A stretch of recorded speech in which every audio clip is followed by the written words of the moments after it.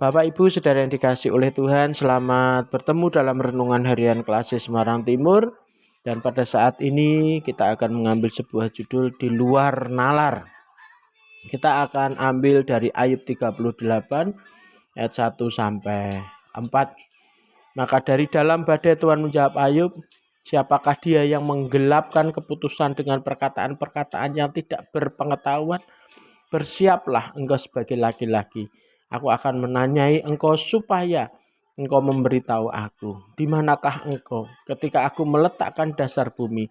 Ceritakanlah kalau engkau mempunyai pengertian.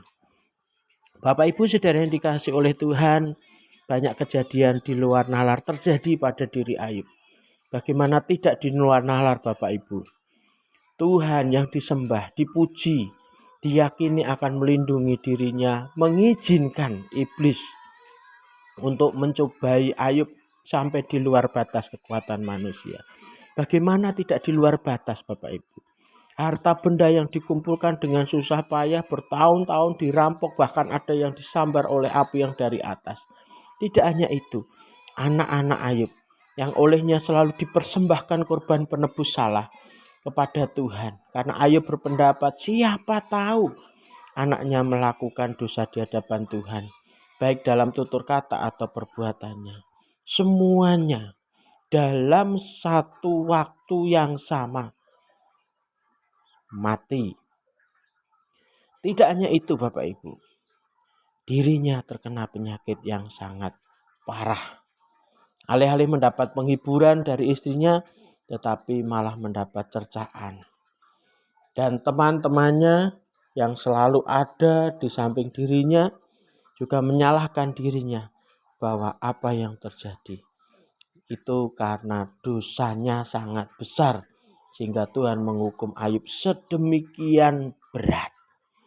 Bapak Ibu Saudara yang dikasihi oleh Tuhan, kalau kita lihat di pasal 38 ayat 1 sampai 4, Ayub ditanya oleh Tuhan dengan pertanyaan-pertanyaan yang terkesan mendiskreditkan.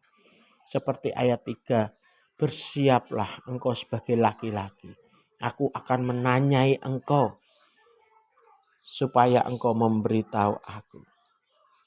Di ayat 4, di manakah engkau ketika aku meletakkan dasar bumi, dan seterusnya dan seterusnya.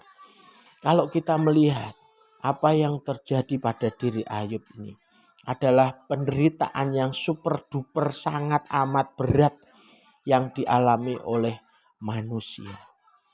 Bagaimana tidak? Ayub mengalami penderitaan mental. Hartanya, anaknya, istrinya meninggalkan dia, teman-temannya mencerca dia, menyalahkan dia. Ia mengalami penderitaan fisik, penderitaan karena sakit penyakit yang sangat parah. Ditambah lagi penderitaan karena pertanyaan yang ia sendiri tidak mampu untuk menjawab, karena itu hanya Tuhan yang bisa menjawabnya. Tetapi apa yang dilakukan oleh Ayub Bapak Ibu sangat luar biasa. Ayub tetap memuji Tuhan. Ayub tetap beriman kepada Tuhan. Dan ia tidak menyalahkan Tuhan. Itu yang terjadi. Ayub yakin bahwa kuasa Tuhan yang di luar nalar manusia, seperti yang diungkapkan Allah dalam Ayub 38 ayat 1 sampai 4, akan memberikan pertolongan, penghiburan, kekuatan, bahkan pemulihan bagi setiap orang yang mau tetap membangun hubungan yang baik dengan Tuhan. Ayub pasal 38 ayat 1 sampai 4 sebenarnya bukan berisi pertanyaan, tetapi merupakan ungkapan Allah yang menyatakan ketidaktahuan Ayub akan peranan ilahi di dalam segala kejadian.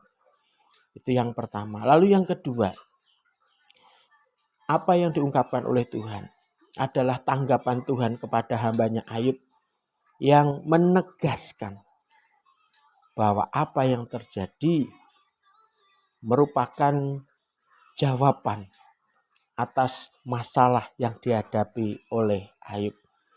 Dan itu menegaskan bahwa hubungan antara Ayub dengan Tuhan sebenarnya tidak ada masalah. Yang ketiga, dalam persekutuan dengan Allah, sebesar apapun masalah yang dihadapi, seberat apapun tantangan dalam beriman kita, asalkan kita tetap mempunyai hubungan yang baik dengan Tuhan, kita akan mampu menghadapi.